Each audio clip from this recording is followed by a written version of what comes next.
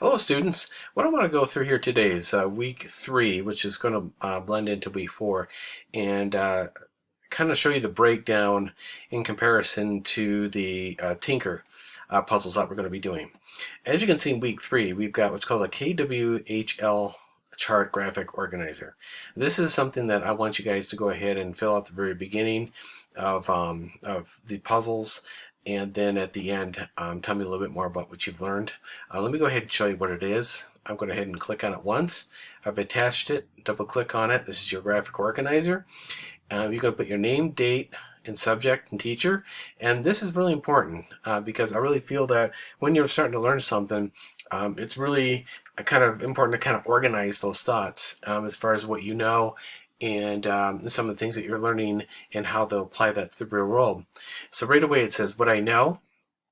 So I'm going to ask you to write down some of the things that you already know about coding, what I want to know, maybe some of the things that you've always sort of wanted to know, how I will find that information, and a lot of that information is going to be found within the program that we're going to be using called Tinker, and then of course what I learned.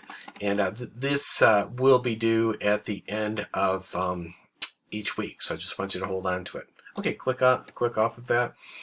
As you'll see, there are numbers 1, 2, 4, 5, 6. Actually, it's 1, 2, 3, 4, 5, 6.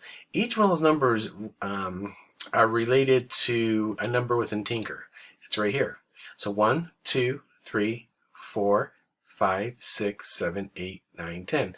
There's a total of 16 stages, but only 12 are puzzles. And you'll actually start at the introduction, and then you'll go through each one of them. It's really important to start the introduction because that is going to help you with your first lesson as far as what you're going to be learning, and those objectives are going to be learning sequencing and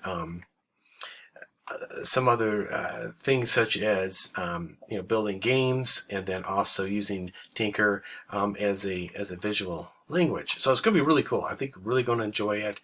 Let me go back to the classwork once again, and once again it's going to start here. You're going to start with clicking on 1.